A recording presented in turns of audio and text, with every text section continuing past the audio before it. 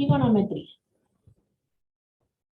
Acá tienen el temario de lo que tienen que ver y recordar. Tienen después una introducción y un primer concepto que aparece diferente de lo que estamos acostumbrados, sobre todo en los primeros años de la escuela secundaria, es hablar de ángulos orientados. Lo de ángulos orientados sería porque nosotros dibujamos ángulos en el plano, porque los ángulos son una porción del plano. Pero en trigonometría, los ángulos los sitúa dentro de un plano cartesiano. Al situarlo dentro de un plano cartesiano, yo tengo que, aparecen como sentidos. Nosotros estamos, este que yo estoy marcando acá, estamos nosotros acostumbrados a trabajar con ángulos de este estilo, con esta orientación, o sea que marcamos este lado, que son semirrectas, y movemos tomamos la amplitud con el transportador que quisiéramos tomar, y luego tenemos ese lado término que tenemos ahí. Entonces, dos conceptos que aparecen como diferentes en trigonometría es que uno de los lados se llama lado inicial y el otro se llama lado terminal. ¿Sí? Es como que ese lado yo lo voy moviendo, ¿sí? Y determinando distintos ángulos. Si lo muevo en el sentido que estamos acostumbrados nosotros a dibujar los ángulos, decimos que el ángulo es positivo.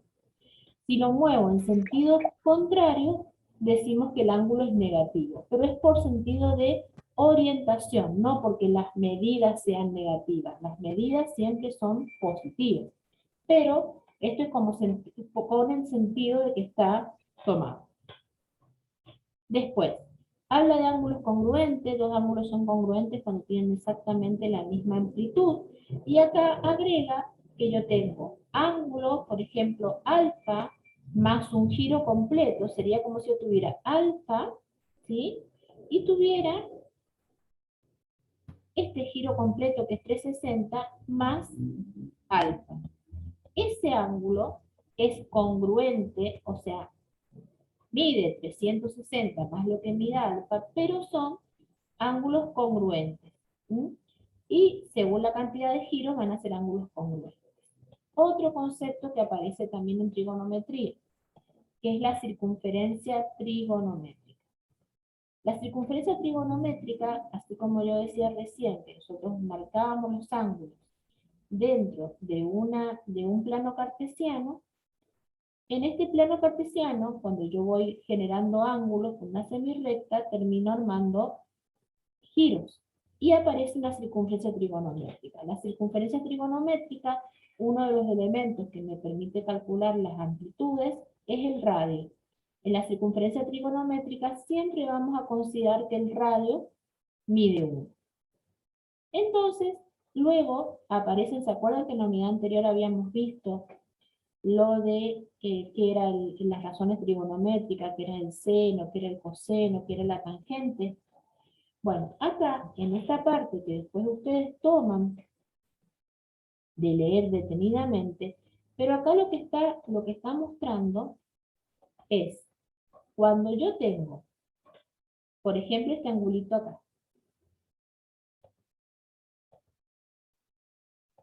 yo tengo este ángulo que está acá. Este sería el lado inicial y este el lado terminal. Siempre voy a marcar desde el lado terminal una perpendicular al eje X. Y ahí queda determinado el triángulo rectángulo que nosotros trabajamos en trigonometría y en las razones trigonométricas. Si yo a este angulito le llamo alfa, ¿sí? Que es el ángulo POM, y quiero saber cuál es el seno de alfa, ¿a qué era igual el seno? Cateto opuesto sobre hipotenusa. Bien, ¿y quién sería el cateto puesto ahí, en esa figura? H. No, La recta que se forma desde el punto P hasta el punto M. exacto, el segmento PM. ¿Y quién sería la hipotenusa? El segmento OP. OP, que coincide con quién? Con el radio de la circunferencia. ¿Lo alcanzan a visualizar? Sí, profe, ahí. Sí, profe. Bien.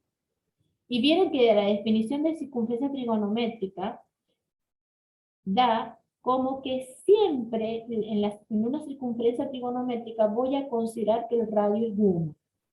Si yo en cualquier circunferencia trigonométrica, independientemente de la medida real que tenga el radio, considero que el radio vale 1, o sea que tiene una medida una unidad, el seno de alfa termina siendo P sobre M sobre 1.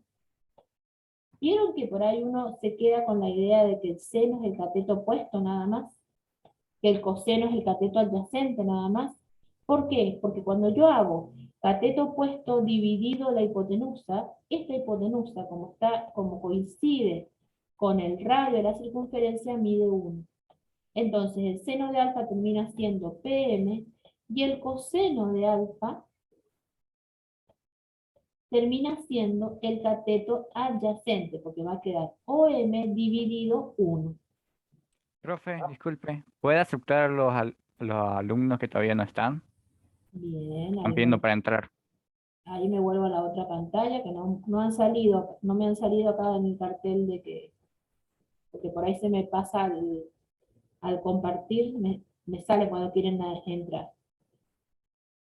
A ver.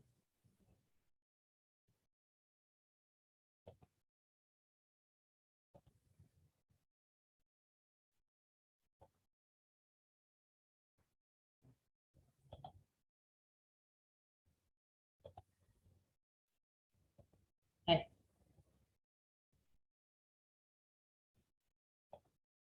ahí creo que tomó el micro.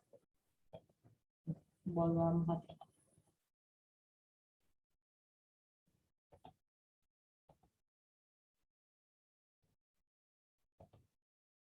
Bien, entonces, lo que estaba yo explicándoles por qué terminamos diciendo que el seno de un ángulo termina siendo el cateto opuesto y el coseno del ángulo termina siendo el cateto adyacente. Ahora también acá empieza a mostrarles, está ahí, si ustedes empiezan a mirar, va comparando triángulos, comparando triángulos, comparando triángulos, para la conclusión que da es la que yo les estaba diciendo. Entonces, signo de las razones trigonométricas. Cuando yo tengo, si acabamos de ver que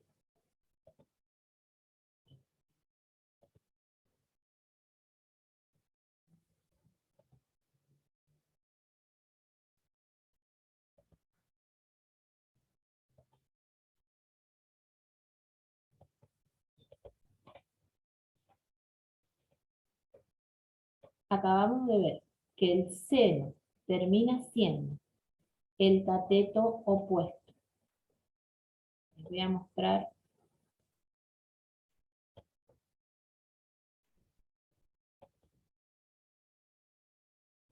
Yo voy tomando ángulos en diferentes cuadrantes. Entonces, cuando yo voy tomando ángulos en diferentes cuadrantes, aparece que este segmentito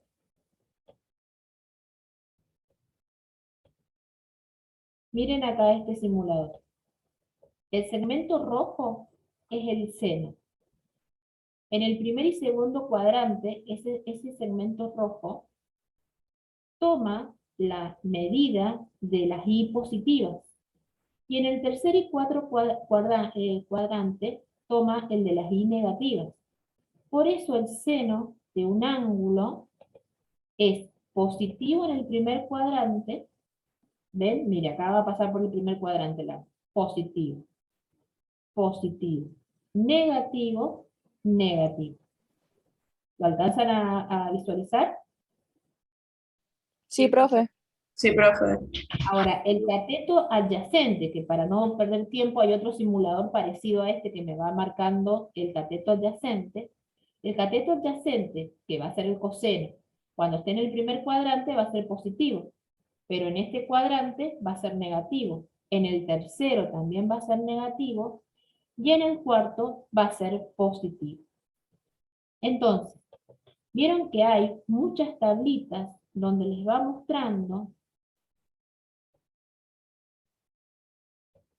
mostrando los signos.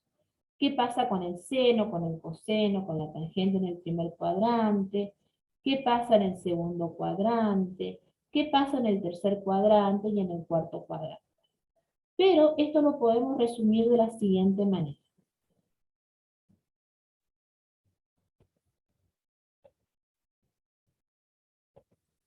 Mira, si yo tengo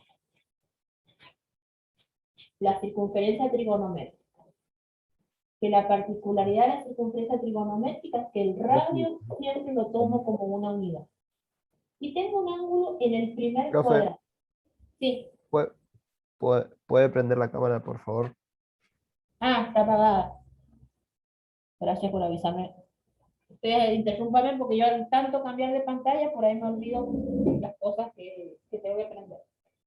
Tengo la circunferencia trigonométrica y el radio siempre mide 1.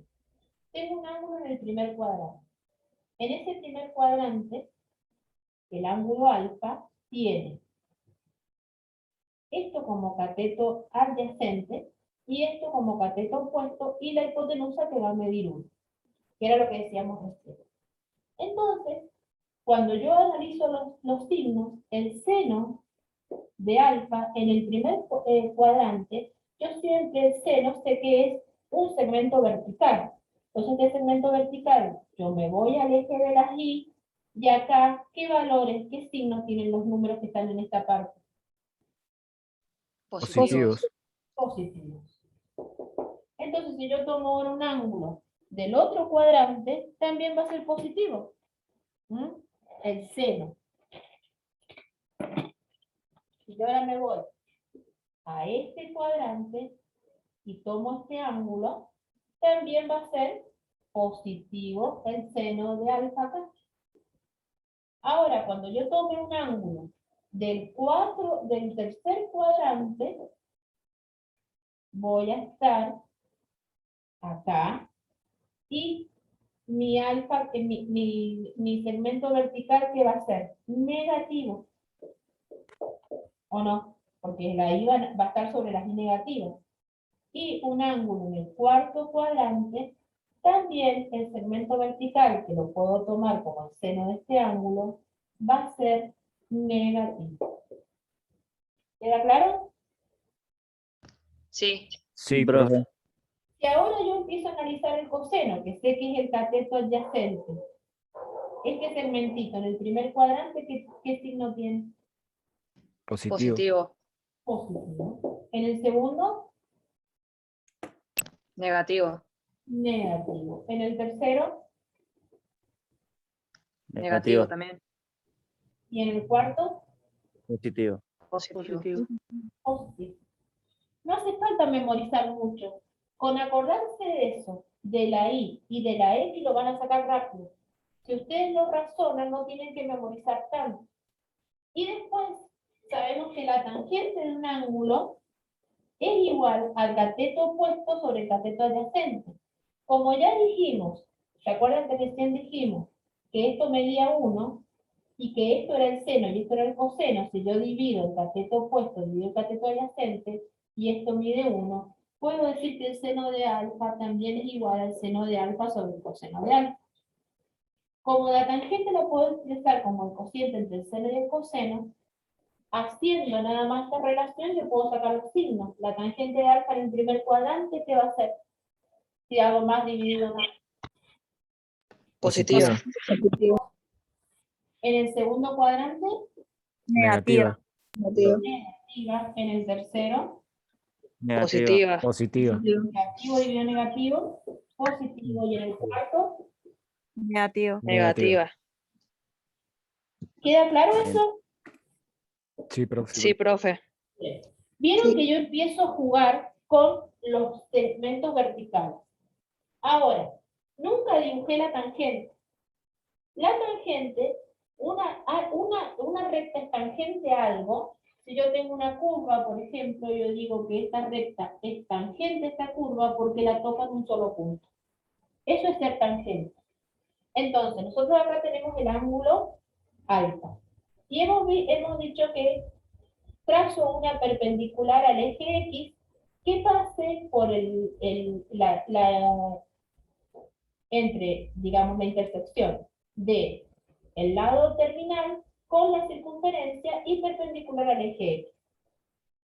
Yo la tangente es también un segmento que es un segmento que tiene que ser la intersección entre el lado final, el eje X, pero que toque la circunferencia en un solo punto. Si yo acá trazo eso, un segmento que sea la intersección entre el lado final y el eje X, este segmento cruza a la curva en un solo punto. ¿Puede repetir de nuevo eso, profe? Que justo se me cortó. Bien. Yo para marcar la tangente tiene que cumplir tres condiciones. Que sea una recta, que intersecte con el lado término, que intersecte con el eje X, ¿sí? Pero que toque a la curva, o sea, la circunferencia en un solo punto para que cumpla el concepto de tangente. Si yo trazo algo por acá, intersecta al lado final, intersecta a la X, pero corta la recta en dos puntos, no en uno, perdón, la recta, la circunferencia en dos puntos, no en uno solo. ¿O no? Sí. Sí. Necesito que lo corte en un solo punto. Por eso, voy a tener que borrar esto para hacer la construcción. Para dibujar la tangente, uno prolonga el lado final y el eje X acá sigue. Entonces traza una perpendicular que vaya del eje X, que era lo que quería, y que toque acá el lado final, la prolongación del lado final. Y eso es la tangente. El segmento queda fuera. ¿Mm? Porque toca la circunferencia en un solo punto, que es la definición de tangente. ¿Se entiende? Sí, profe. Bien. Ahora necesito que la tangente en el segundo cuadrante cumpla las mismas condiciones. Que toque el eje X, que toque el lado final y que sea tangente a la circunferencia. Este sería el lado final. ¿Sí? Tiene que tocar el lado final, el lado inicial y ser tangente. Entonces, yo acá es imposible que pueda trazar algo que una este punto y que me corte la recta en un solo punto. Entonces se hace la prolongación del lado. Cuando ustedes vean, sobre todo geometría analítica, estos son recursos que se usan mucho. Hago la prolongación y acá consigo un segmento que toca el lado inicial, la prolongación del lado final y que está tangente a la curva. Y esto es la tangente de alfa del segundo cuadrado. ¿Se acuerdan que recién habíamos dicho que el seno de alfa acá era negativo? Que el coseno de alfa acá era positivo. Y la tangente de alfa ustedes me habían dicho que era negativa en el segundo cuadrante, ¿se acuerdan? Y Sí. la tangente es un segmento Sí. vertical. Entonces uno puede decir, bueno, pero si está acá, también es positiva. Pero en realidad la tangente del segundo cuadrante termina trasladándose al tercer cuadrante. Por eso está bien que acá hayamos puesto que era un segmento negativo. Cuando marco la tangente del tercer cuadrante, tengo que conseguir un segmento que une el lado inicial, que es acá, porque el ángulo del tercer cuadrante sería este, el lado inicial, el lado final, y que sea tangente a un solo punto. Entonces tenemos la misma situación de recién, unir este punto y este punto no va a ser tangente a la circunferencia. Entonces acá prolongo y la tangente del tercer cuadrante termina siendo la misma que está en el primer cuadrante. Entonces acá, cuando ustedes dijeron negativo dividido negativo positivo, está bien porque ven que acá la tangente es positiva. Y cuando marquen la tangente del cuarto cuadrante va a coincidir con la que está marcada. Eso es lo que les muestra los apuntes, con toda una serie de explicaciones de cómo marcar, que para el examen no es algo que ustedes les van a tomar, pero sí para entender lo de los signos. ¿Queda alguna duda con eso? No, profe, ninguna. No, Bien. profe. No, profe. De todas formas, ustedes si entran a GeoGebra, que yo les había dicho que era un graficador, ¿m? El GeoGebra, la calculadora gráfica, que los celulares la pueden buscar como calculadora gráfica y es el GeoGebra, cuando buscan los recursos van a encontrar un montón de recursos y si no yo después se los mando, que yo ya tengo muchos simuladores ya buscados y algunos hechos para ver esto. ¿Qué otra cosa tienen que recordar acá? Los sistemas de medición de ángulos. Ustedes conocen el sistema sexagesimal. El sistema sexagesimal es el que ustedes están acostumbrados a trabajar, donde teníamos que un ángulo de un giro completo, ¿cuánto medía? 360 grados, que un ángulo de la mitad de un giro era 180 grados, que un cuarto de giro era 90 grados, ¿sí? Y lo que se hace en realidad es que a la vuelta completa se la divide en 360 partes y cada una de esas partes se llama grado. Y que un grado a su vez se puede dividir en minutos y en segundos, igual que el horario que nosotros trabajamos. ¿De eso se acuerdan? Sí, profe. Sí. Bien. Ahora, la trigonometría trabaja con otro sistema, que es el sistema radial. En el sistema radial consiste en que la unidad de medida, vieron que yo recién dije, divido a la vuelta completa en 360 partes y cada una de esas partes la llamo un grado. ¿Qué hace el sistema circular?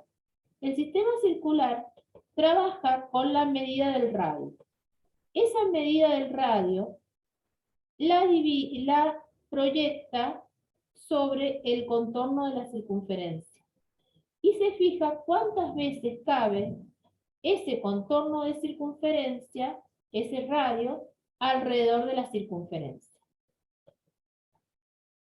Miren, acá yo tengo un simulador para definir lo que es el radial. Fíjense ahí, marca el radio. ¿Ven? ¿Lo alcanzan a ver? Sí. Sí, profe. Sí. Bien, ahora esa medida la estira y la va a proyectar sobre la circunferencia. Eso es un radian. Eso es un radian. Ahora se va a fijar cuántos radianes caben alrededor de toda la circunferencia. Fíjense que ahí entran 3 radianes y un pedacito más. Y eso es lo que llamamos pi. Entonces la vuelta completa van a ser 2pi. ¿Ven? Es una unidad diferente de medir. Así como yo recién dije, a toda la circunferencia la divido en 360 partes iguales. Y a cada pedacito le llamo un grado. Ahora la circunferencia la divide en ángulos cuya abertura sea igual a R. ¿Ven? Y a eso le llama radian. Entonces después va proyectando cuántos radianes entran alrededor de la circunferencia y no entran radianes completos. Entran, por ejemplo, en la mitad, 3 radianes y un pedacito más. ¿Y a qué le suena 3, y un pedacito más? A pi. A pi. A pi. Así surgió el número pi en la historia. Los pitagóricos les encantaba buscar relaciones matemáticas de números en la geometría. Entonces ellos querían ver el diámetro, que es el doble del radio, cuántas veces cabía alrededor del contorno de la circunferencia. Y encontraron que cabía 3 veces enteras y un pedacito más. Y se dedicaron a calcular ese pedacito más. Ese pedacito más siempre no les daba una parte exacta. Les daba un número que no lo podían pasar a fracción, que no lo podían cuantificar, y que les empezaban a calcular decimales y les empezaban a dar infinitos decimales que no eran periódicos. Y ahí surge el número irracional. El número pi es eso, justamente eso. Ver cuántas veces cabe el diámetro de una circunferencia alrededor de ella. Entonces, independientemente que la circunferencia mida un centímetro al radio, 20 centímetros al radio, siempre va a pasar lo mismo, porque lo hace en base al radio. Y ese es el sistema circular, cuya unidad de medida es un radián. ¿Mm? ¿Queda más claro lo que es el radián? Sí, Sí. profe. Sí, profe. Bien. Entonces acá en sus apuntes tienen el sistema radial, ¿ves? Que acá está hablando de que el arco AB es igual a la medida del radio, y eso se le llama un arco radial. Y luego tenemos que trabajar con el pasaje de un sistema al otro. Entonces, si nosotros sabemos que la mitad de la circunferencia es pi, quiere decir que 180 grados en sistemas sexagesimales pi, que 360 grados van a ser 2 pi, que el 90 grados va a ser la mitad de pi. ¿Mm? Y luego vamos a ver cuánto es un radial. Pero ¿qué es lo que va haciendo? Como va diciendo que esta mitad es pi, toda esta mitad es pi, si yo acá marcara un ángulo de 45, ¿qué parte representa de pi?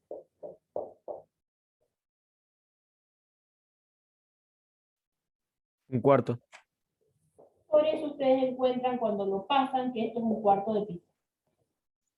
Ven que va como todos los ángulos del sistema sexagesimal los va pasando a partes de pi, que se puede tomar como parte de pi un cuarto de pi, o en las calculadoras sacar esa cuenta, un cuarto por pi, que tienen que buscar en sus calculadoras y usar la tecla que tiene el pi. Se va a cortar como el otro día.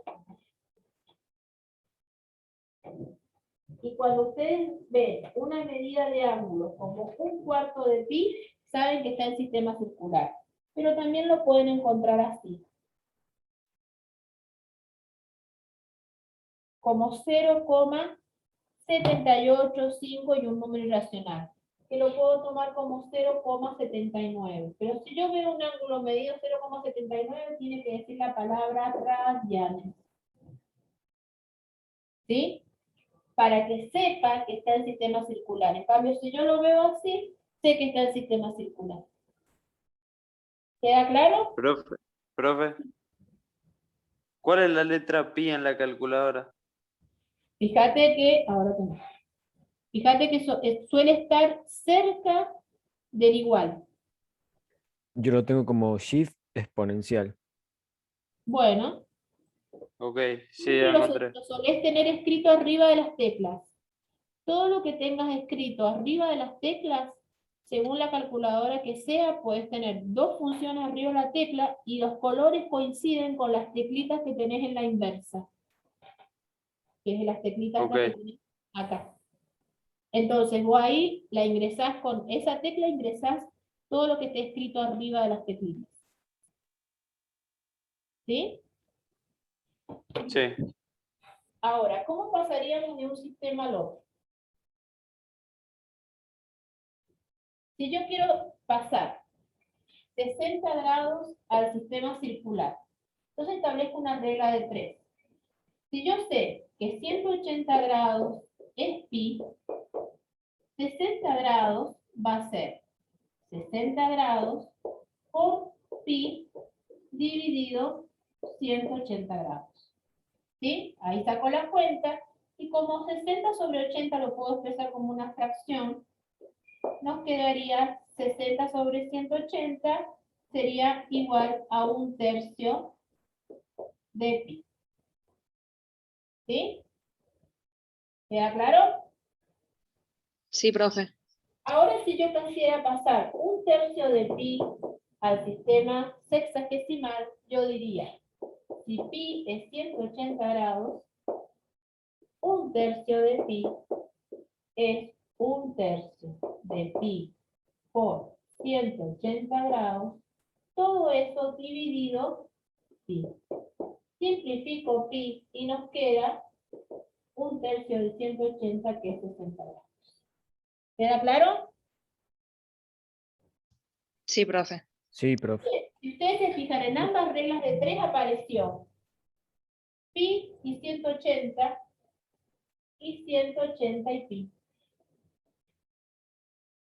¿Saben lo que es un factor de conversión? Es cuando yo tengo ya, en vez de aplicar regla de 3, fíjense, yo al 60 lo multipliqué por pi sobre 180 para pasar de sistema sexagesimal a circular. Cuando quise pasar de circular a sexagesimal, multipliqué al ángulo que me dieron por 180 sobre pi. Entonces, como si yo buscara una regla. Si yo tengo un ángulo en sistema sexagesimal y lo quiero pasar al sistema circular, voy a tener que al ángulo que me dan, lo voy a multiplicar por pi sobre 180. Y ahí voy a obtener como respuesta el ángulo en sistema radial. En cambio, si yo quiero pasar del sistema radial al sistema circular, del sistema radial, perdón, al sistema sexagesimal, voy a tener que, al ángulo que me den, lo tengo que multiplicar por 180 sobre pi. ¿Mm? Y esa respuesta me va a dar el ángulo en sistema sexagesimal. Este es el factor de conversión. ¿Cómo hago yo para acordarme? Si yo no quiero pasar del sistema sexagesimal a circular, ¿quiero agregar el pi o no? Sí. Por eso Sí. el pi está arriba. ¿Ven? El pi está arriba. Si yo quiero pasar del sistema circular a sexagesimal, quiero sacar el pi. Y el pi está abajo. Entonces los divido, claro. Yo así es mi regla para memorizarlo. Si quiero pasarlo al sistema circular, el pi lo pongo arriba. Si lo quiero sacar, le pongo el pi abajo. Entonces, aprendiéndose esa definición, ustedes no hace falta que hagan la regla de 3 siempre. Pueden optar por cualquiera de las dos formas. O hacen siempre la regla de 3 o usan los factores de conversión. ¿Queda claro? Sí, Sí, profe. profe. Bien. Vamos a cortar, así generamos otro zoom. Y seguimos, porque ya se corta. Y háganle, ya les saco una fotito y les mando una fotito a eso, o bueno, si no he hecho captura de pantalla, buenísimo. Salimos y volvemos a entrar. ¿Sí? Bueno. Sí, profe. Bien.